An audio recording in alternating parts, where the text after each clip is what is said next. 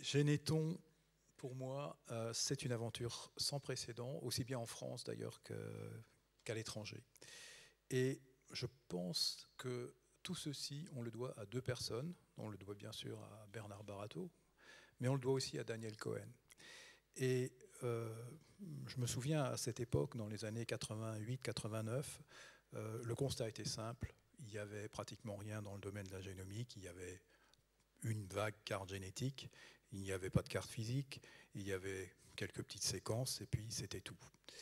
Et nous parlions assez souvent, Daniel et moi, et Daniel m'a proposé à ce moment-là de démarrer un projet que j'avais, un projet de carte génétique au CEF. Et c'était un projet modeste. Et tout de suite, Daniel a dit non, non, ça c'est trop petit, rajoute un zéro.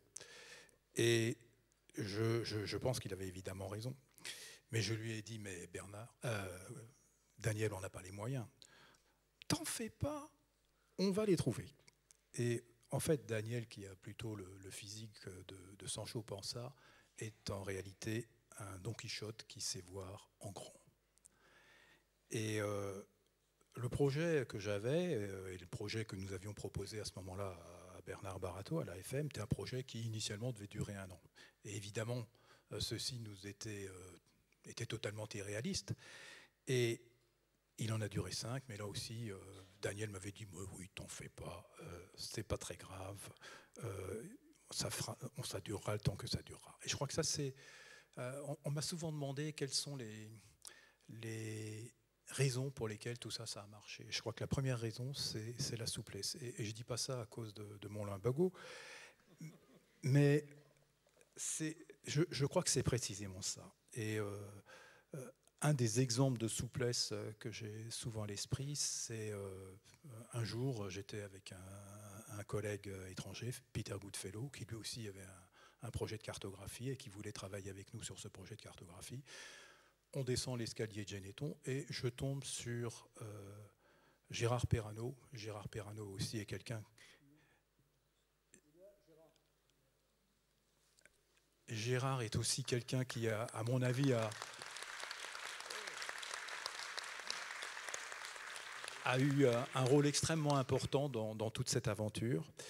Et nous expliquons le projet à Gérard avec Peter Goodfellow. Gérard, dans l'escalier, Gérard est enthousiaste. Et Peter Goodfellow me répond « This is the fastest successful ground proposal I ever saw ». C'est-à-dire qu'il n'a jamais vu de succès d'un projet scientifique se concrétiser en 5 minutes. La deuxième raison, à mon avis, du succès de Généton, c'est d'avoir opéré dans des conditions qui étaient tout sauf démocratiques. Et je pense que nous avons eu raison, parce que finalement, quand on doit faire une guerre, et je crois que nous nous sentions tous un peu dans cette situation-là, de faire la guerre, et c'était notre état d'esprit, mais quand on a ça à faire, il faut éviter d'organiser un référendum. Parce que dans ce genre d'entreprise, vous avez toujours l'opposition de ceux qui veulent faire la même chose, de ceux qui veulent faire exactement le contraire, et de ceux qui ne veulent rien faire du tout. La troisième raison, je pense que c'est l'existence du CEF. Sans le CEF, il n'y aurait pas eu de carte génétique.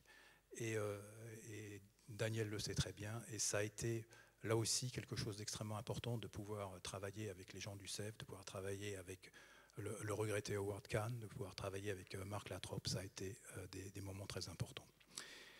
Le quatrième, et ça c'est quelque chose qui, à mon avis, il faut garder à l'esprit, ce fut d'opérer de manière centralisée.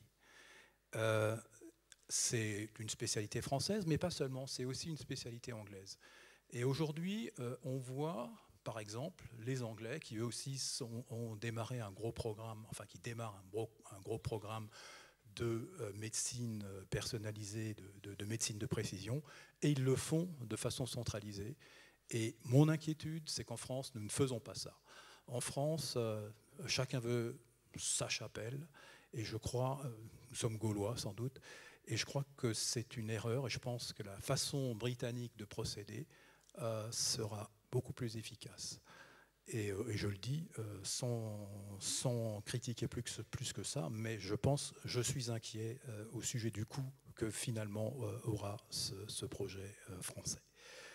Donc, pour finir, j'aurais tout un tas d'autres raisons peut-être à mentionner sur le succès de ce programme de Généton, mais il y en a peut-être une ou deux qui me tiennent plus à cœur. La première, c'est l'enthousiasme des gens et des chercheurs et des techniciens qui ont réalisé le travail expérimental. Et pour beaucoup d'entre eux, c'était leur première expérience professionnelle.